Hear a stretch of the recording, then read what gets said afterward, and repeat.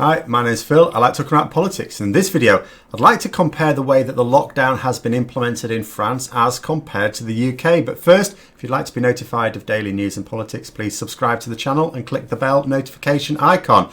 So, I've had quite a few viewers and patrons who do live in France comparing it with me. So I thought I would just go through this for other people's benefit as well.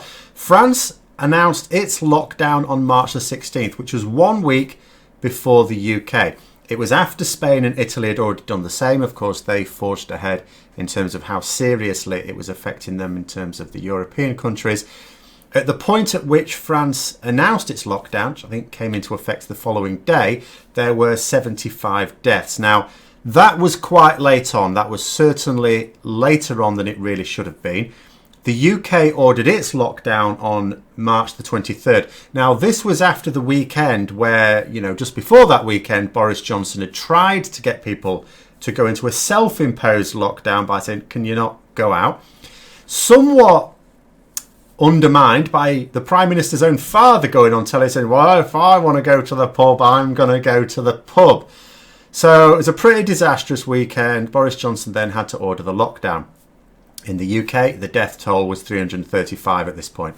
So in terms of when the lockdown was applied, in terms of number of deaths that had already been caused, much later on in the UK than in France.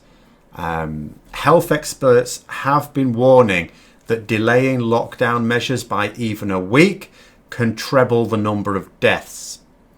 The UK delayed arguably by several weeks. France was also late though. France, in fact, countries in Europe in general have generally been quite late. And I have commented before that perhaps certain societies find it more difficult to impose such measures until the general public get on board by seeing for themselves the need for it.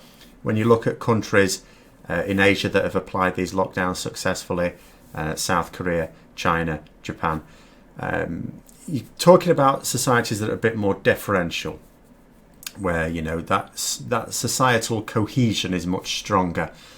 In the UK and France, it could be argued we are not very deferential as a population at all. In fact, we are not at all well behaved, which is good when it comes to expressing individuality. It certainly helps there. Much less good when you need the population to essentially work together. In fact, actually, when you have a moment where, as terrible as it would seem to say it, you pretty much need a population to behave more like sheep and just be, could you just go into your pens, please? In the UK, you are supposed to stay indoors. You're not supposed to visit anyone that's not in your own household, although this is going on. I hope not too much. You can leave the house for exercise, groceries, medical needs and work, which can't be conducted at home.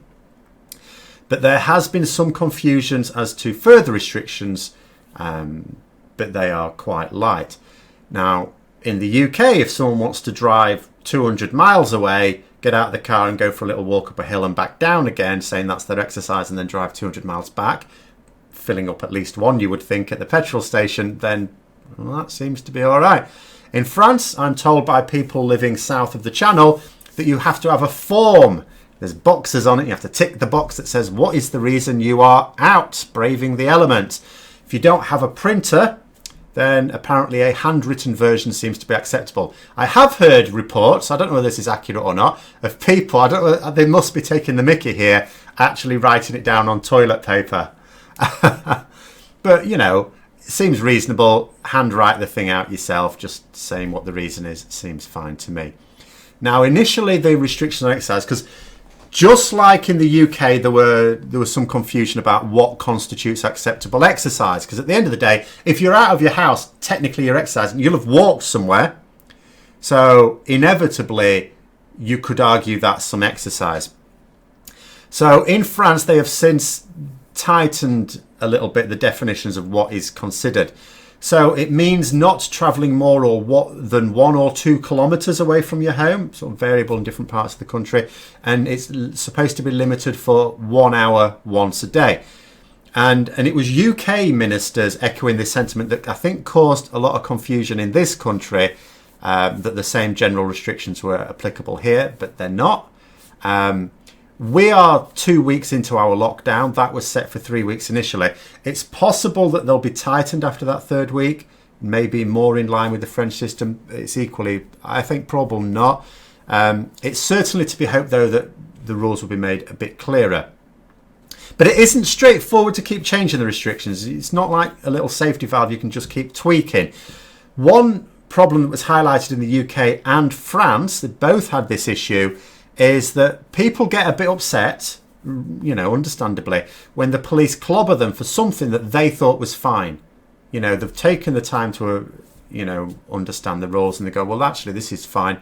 And then the police all of a sudden are saying, no, it's not fine. There has been cases in the UK and France of the police applying measures that didn't really exist, but again, caused by confusion because of the measures not being clearly enough communicated from governments in both countries. So communication is key there. In France, on your form as well, if the reason is for your exercise, then you're also supposed to write down the time you left. Now, this reminds me of a little bit of a magic trick I learnt when I was a kid. There is a way to fiddle this. I don't want to give people ideas, but to me, when I heard that, I thought, yeah, that can be fiddled. Because I said, I don't want to give people ideas. Don't do this. But just say, purely hypothetically, you've got a number of pockets in your gear that you go out for your exercise, and you secrete different forms with different times on them. So let's say you leave at 10 a.m. You're only allowed out for an hour, and you think, well, I want to go out for 2 hours because, I'm quite fit. I need 2 hours of exercise.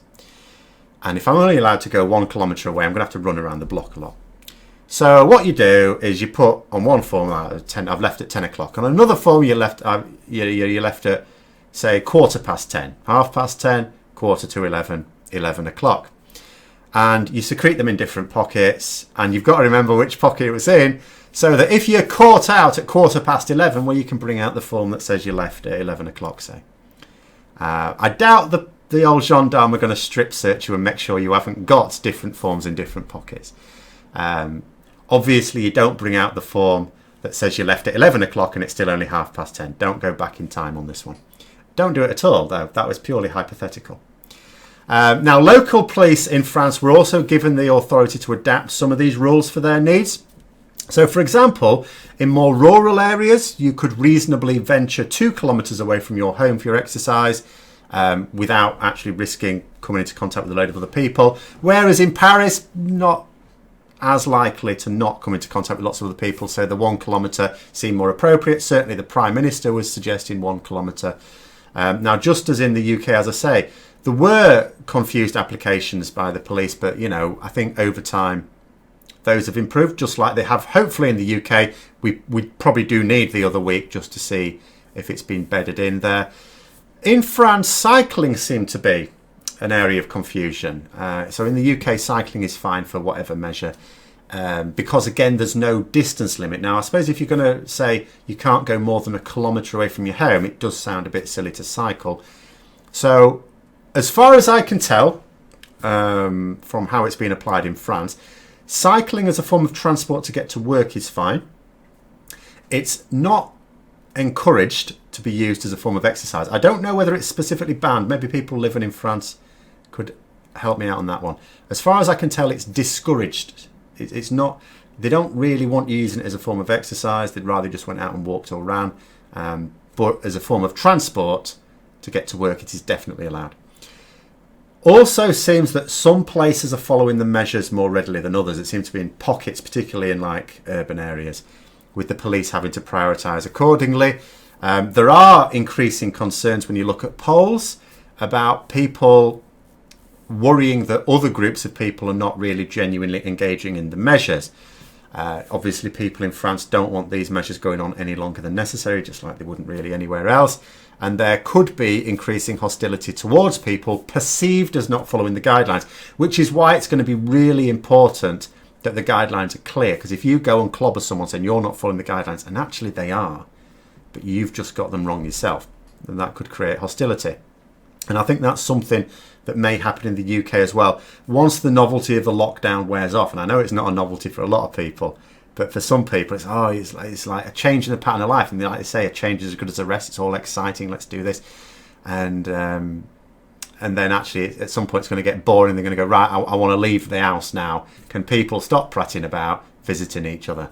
And in the meantime, you know, both the UK and the France have implemented the measures too recently at this point to really see the effects, because, you know, you need a good number of weeks to really be able to see the effects. More will be known over the coming month, you would think. France at the moment remains far ahead of the UK in terms of deaths, but the rate in France is falling, whereas at the point at which I do this, it isn't in the UK. So let's hope in France's case it's coming to a peak, not a plateau, and that the UK, well, if it started a week later, let's hope that the same pattern is followed a week later as well. But, you know, we will see. So there we are. I hope you found the video interesting. If you did, don't forget to click the like button. And if you'd like to support the channel further, then please also click the Patreon link for details. And until next time, I'll see you later.